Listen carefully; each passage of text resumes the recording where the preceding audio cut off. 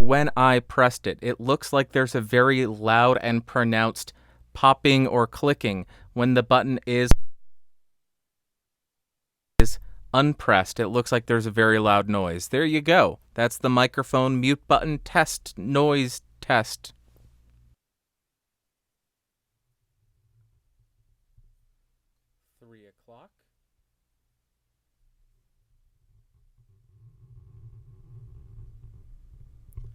About 12 o'clock on the microphone.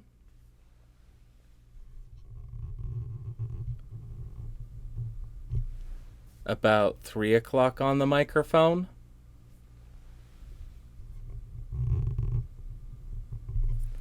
And about 100% on the microphone.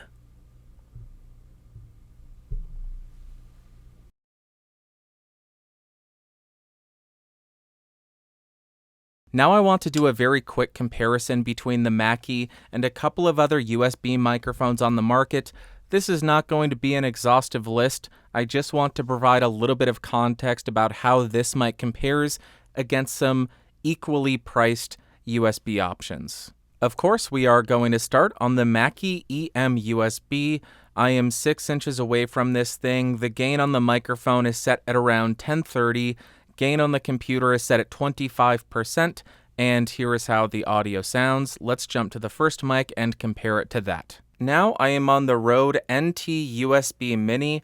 This is a $100 USB condenser microphone, 6 inches off.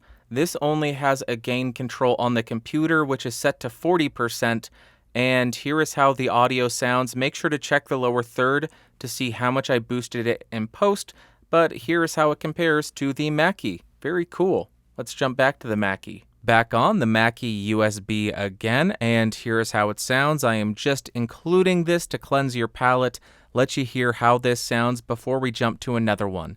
Let's go ahead and compare it to another USB microphone. Now I am on the Blue Yeti Nano, which is a $100 multi-pattern USB condenser microphone. Only has cardioid and omni, but I am on the cardioid mode. On my computer, my gain is set to around 30%, no gain control on the microphone, and here is how this sounds compared to a $150 USB condenser microphone from Mackie. And we are back on the Mackie one last time so you can hear how this microphone sounds before we jump to another one and compare it to another USB microphone. And lastly, I am on the Blue Yeti Classic cardioid polar pattern. Gain on the microphone is set to around 1030 or 11. Gain on the computer is set to 69 lemao. And here is how the microphone sounds. This goes for $130. A lot more polar patterns and a lot more control over the sound, and you have zero latency monitoring. But here is how $130 sounds compared to $150 from Mackie. Let me know in the comments down below which one of these microphones you like the best, the Mackie, the Blue Yeti Nano, or the Rode NT USB Mini. Let me know down below. Then when we look at latency, with the sample rate set as high as it will go at 48 kilohertz and an I/O buffer size of 64 samples, we have an 8.5 millisecond round trip latency or 4 millisecond output latency. At 128 samples, we have 11 milliseconds round trip or 5 milliseconds output. And when we jump up to 256 samples, we have 16.5 milliseconds round trip or 8 milliseconds output.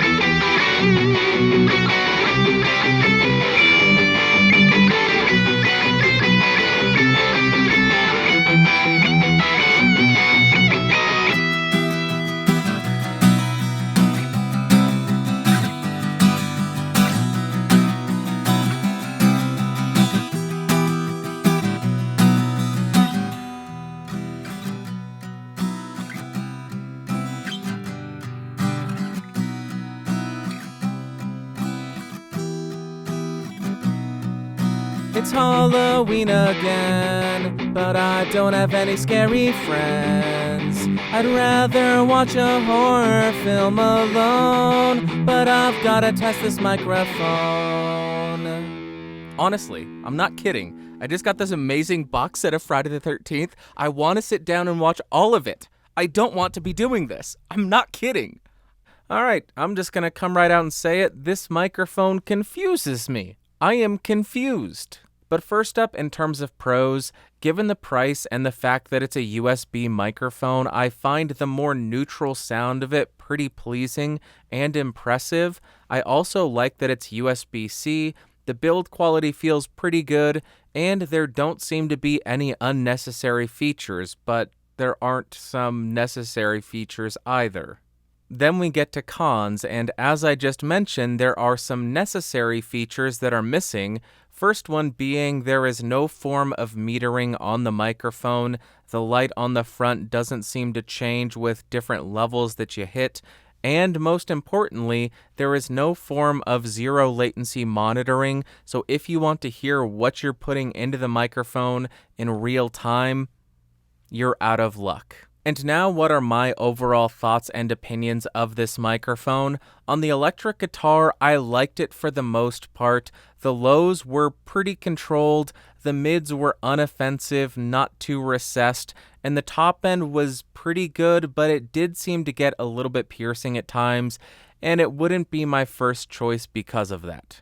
Then on the acoustic guitar, it could do with a little bit of EQ in the low end to control it a little bit more, but the thing that I really enjoyed about it was the upper end. It had this really nice shimmer to it and captured a lot of really nice detail on the acoustic.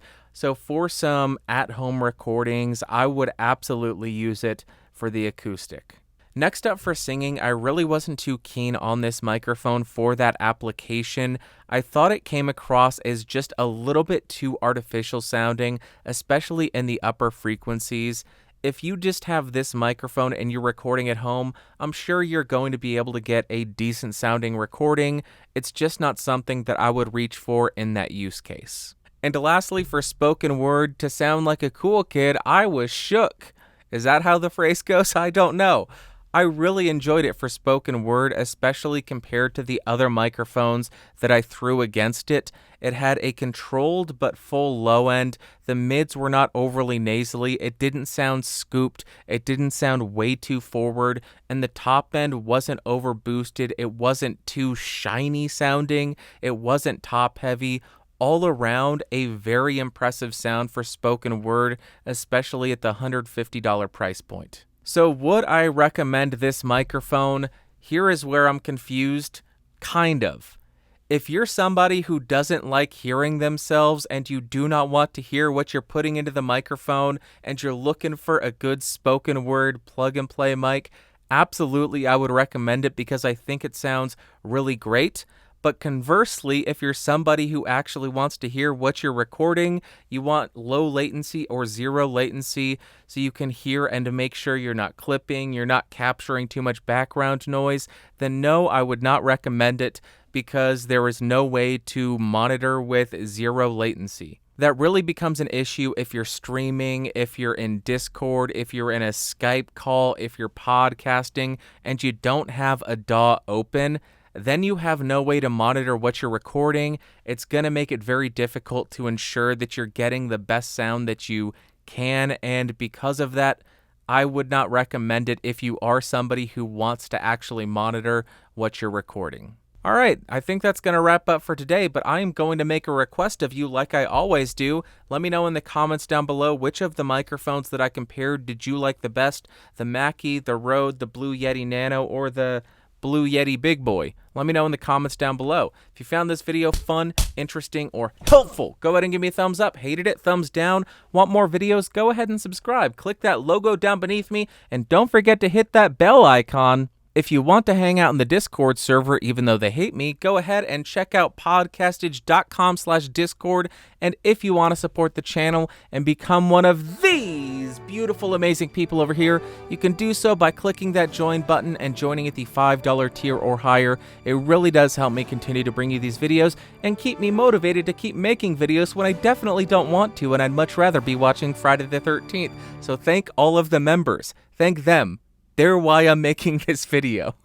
Until next time, thank you so much for watching. Thank you so much for listening. I will talk to you later. Bye.